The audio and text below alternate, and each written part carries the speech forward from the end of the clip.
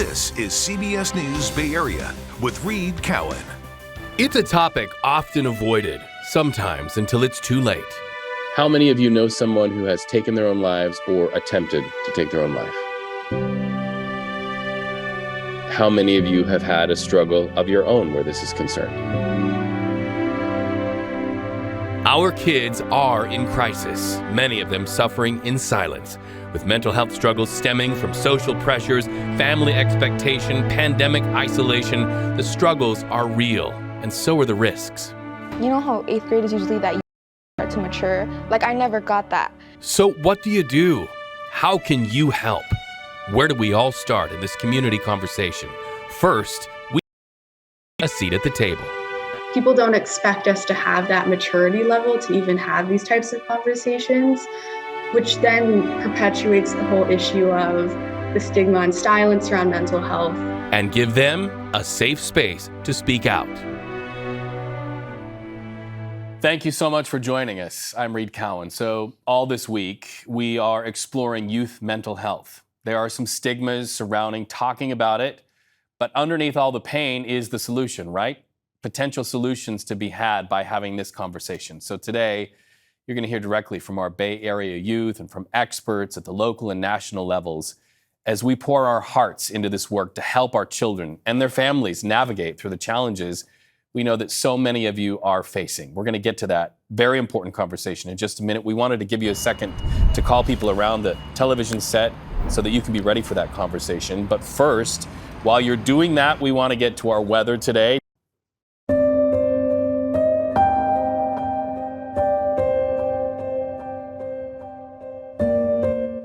All right, back now to an important community conversation. And it's not just our Bay Area community. Youth mental health and the challenges surrounding it are topics hitting home nationwide, even worldwide. I met some Bay Area students who are making their voices heard. They're making some change on this very important subject. Why? So that we don't lose one more life.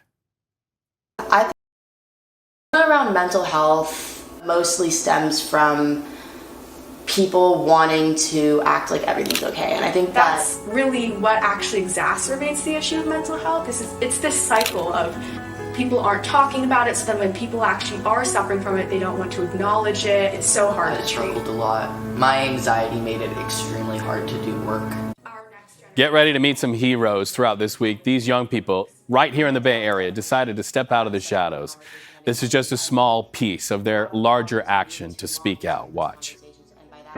Think about the kids you're about to meet. I want schools to have mental health education worked into the curriculum. As dreamers, young people, and I want to help dissolve the stigma around mental health, who see need in the eyes of their peers. I want people with mental health issues to have their stories told and step forward to do something about it.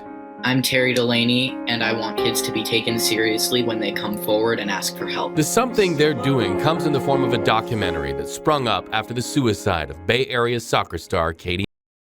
A beloved youth member of our Bay Area community, and so to hear about her passing was really devastating.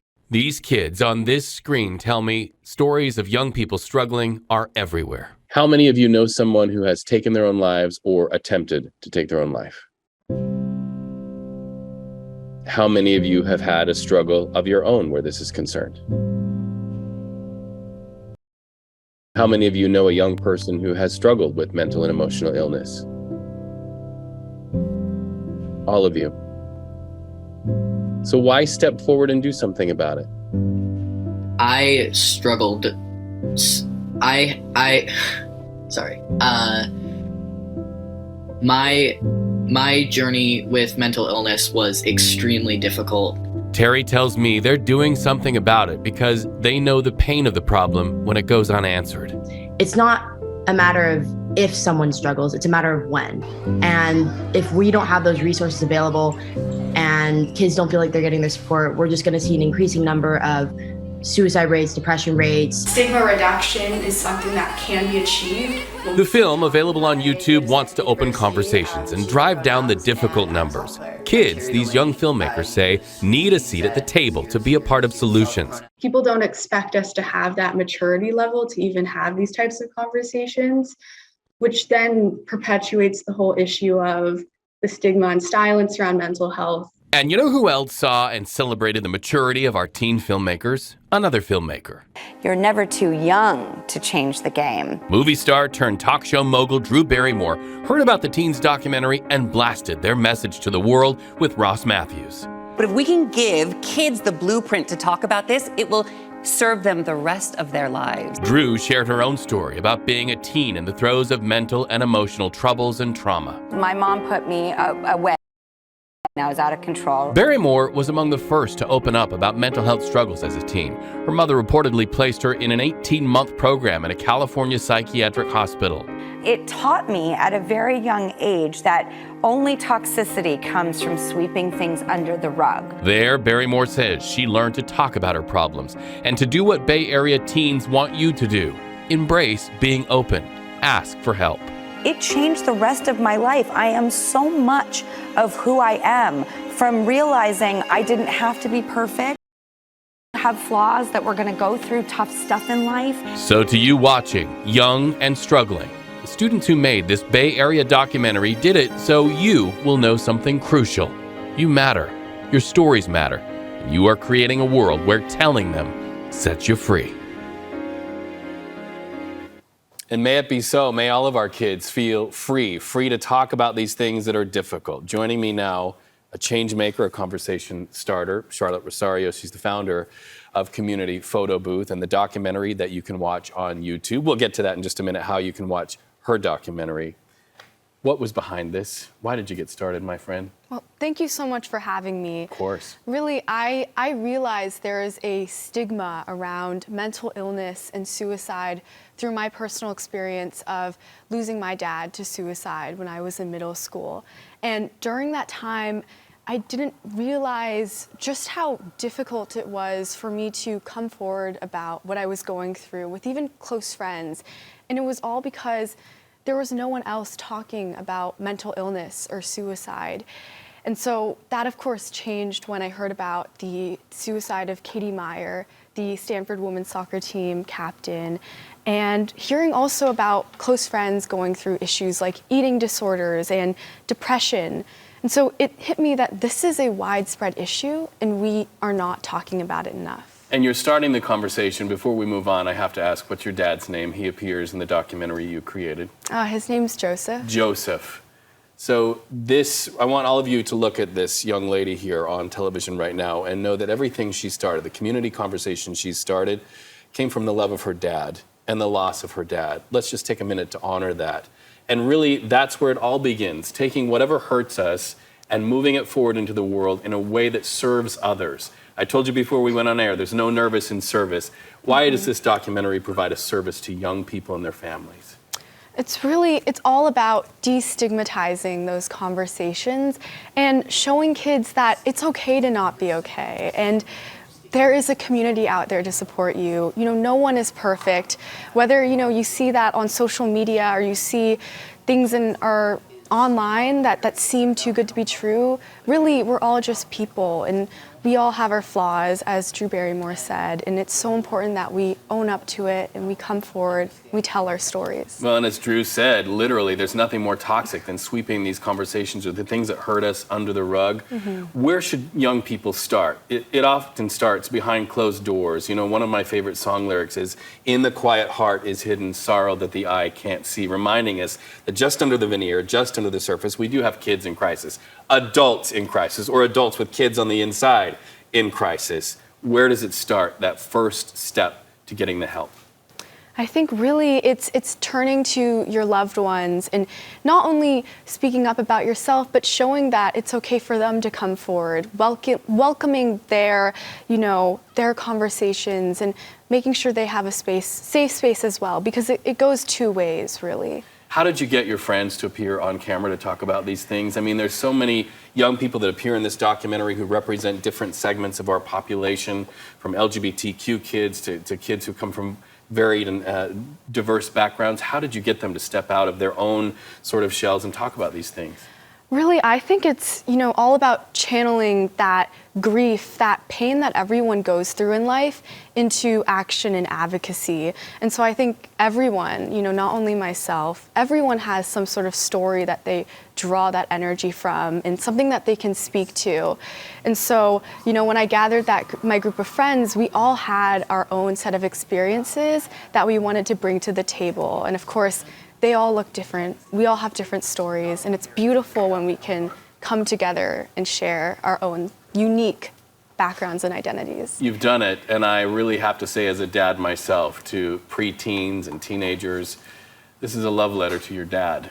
Yes, and it is. How proud he must be to see you doing well and helping others be well. I am so honored to meet you. Remind our audience how old you are. I'm 15. All of this wisdom from a 15-year-old. So this is Charlotte, and you can watch your documentary. What is it called on YouTube? It's called It's Time We Talk About It. It's Time We Talk About It. Just go on YouTube and you can find it. And through your work, we're going to make sure that that graphic changes. By next year, it's going to be kids who met crisis or kids who overcame crisis. And I want to thank you for being one of the change makers, one of the bridge builders in our community. Her mom's off screen right now. So proud of all of you. What a family. So if you or somebody you know is in a crisis, you can get help from the Suicide and Crisis Lifeline. There are people on the other end of that line who love you. They will answer. You can even send a text message. You can call 988. That's an easy way to do it, or send that message by text. And to hear candidly from youth about their struggles with mental health, we're bringing a CBS documentary, a very powerful conversation in our community. It is streaming exclusively for you on CBS News Bay Area. That's Wednesday night at 7:30. Your life matters. You matter. Let's make sure you know to hashtag raise your hand, as it says right there. Still ahead, we're going to look at the warning signs that parents, all of you, should look out for when it comes to youth mental health and see perhaps ways that we can all reach in, do better, and offer help. Welcome back, everybody. Let's check in with ourselves right now as we have this important community conversation. Remember what Charlotte said. It's okay to not be okay, to check in with ourselves and really do the work. So this week, we are exploring solutions in the Bay Area and beyond about our young people and their mental health. And a big question I know many parents ask, I do myself, is how can I tell if my child is experiencing depression? So doctors say, look for those warning signs like self-harm, avoiding social interaction, changes in eating habits, weight loss, difficulty sleeping. Today, we spoke with a Stanford doctor about what parents should do if they are noticing these symptoms with their young ones.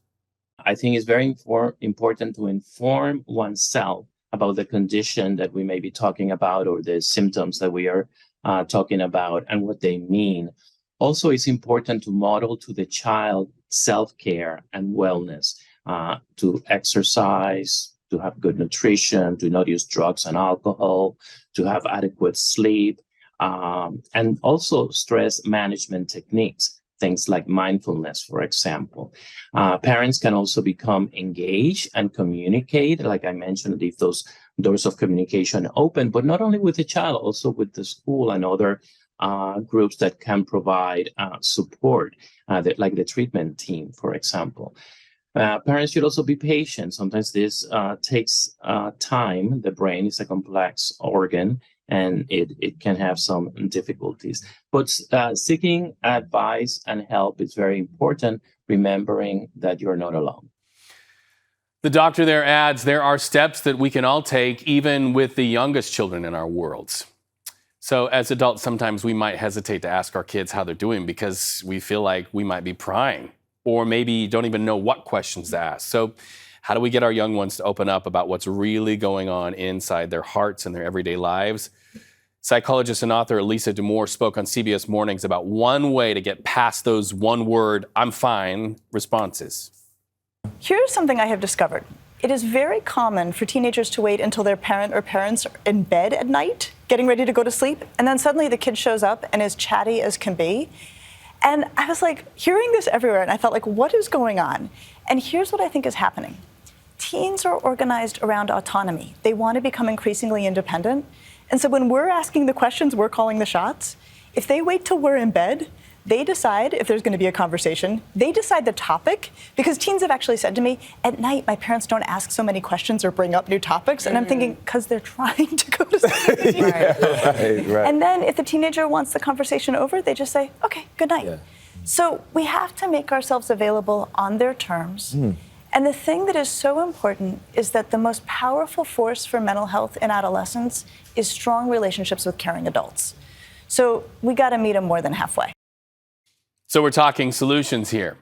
Here's one. A new mental health center is coming to San Jose. Valley Medical Center recently broke ground on a new building that's dedicated to serving kids in crisis.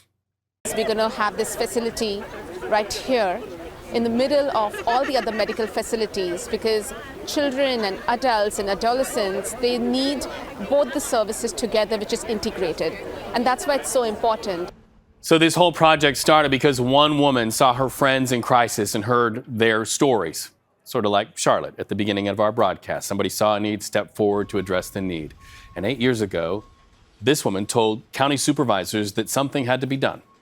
Having to go up, 100 miles, East Bay, North Bay, as far up as Marin, because they couldn't get anything here.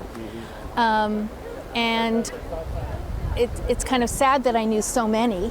But then I volunteer with a few nonprofits, and some of them work in mental health, and they were telling me any referrals are out of the county. So I thought, well, this just isn't right. Center to help our young people in our world on Bascom Avenue is expected to open in 2025. Still ahead, reaching out in a space familiar to our youth. We're going to look at some of the online resources to help get you connected when you need a little bit of help. And don't we all from time to time? More resources, more solutions when we come back. Every weekday, we love bringing you the stories of people who are building bridges in our Bay Area communities and people building bridges in our global communities. Today, we're going to highlight our neighbors reaching out in the digital space to help others navigate mental health challenges. My friend Ann Makovic joins me now. Ann, if somebody is struggling, where can they go to get help right away? Because the internet's right there. Right. So I'm going to throw several resources at you right now. If you're out there watching and feeling maybe lost or depressed, there is immediate help available online or through text. So let's start with the Trevor Project. They have counselors available to chat on their website, call or text. To text with somebody, you can just text the word START to 678-678. Now, if you don't feel ready to talk right now, they do have mental health exercises that you can do on their website. They specialize in helping kids and youth in the LGBTQ community. Now, NAMI is also an organization that has both online and in-person resources. That stands for National Alliance of Mental Illness. They have multiple locations here in the Bay Area where they offer support groups and other resources. They also have a crisis line available, and you can call or text. That text number is 62640. And finally, no matter where you are, if you call or text the numbers 988, this is probably the simplest thing. You'll be sent to the National Suicide and Crisis Lifeline. That is available 24/7. Trained counselors there to talk or text with you from 180 centers across the U.S. Again, if you know somebody who's in crisis, or if you are yourself, you can get help from the Suicide and Crisis Lifeline, just call or text 988. And Reed, it is important to notice that these services are totally free and totally confidential as well. I know. And we all have what the literature says, the dark night of the soul. We've all been through it. And if you saw any of those resources and thought, I've tried it, it doesn't work, try again. Sometimes I know from my own life, you have to choose the next minute, the next hour, the next day, the next week. Keep trying. You're not alone. And you have nothing to lose. Again, free and confidential. Absolutely. And thank you so much for those solutions.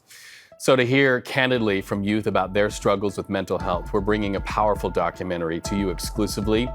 It's on our stream Wednesday night at 7:30. We hope you watch, gather your family around that streaming documentary presentation. Those solutions and hope is there for you. We'll be right back. This community conversation on youth mental health continues here at 3 o'clock. All this week we have plans to bring you solutions. And on later editions of CBS News Bay Area, we have plans as well. Coming up at 5 today, an increasingly popular social media trend turned into a dangerous habit. We will reveal this risky online behavior. Before we leave you, just want to remind you, help is available. You are loved and needed. We can't lose one more person. Stay tuned all this week at 3 o'clock. Special thanks to my producer, Rochelle, who offered all of these solutions and heart.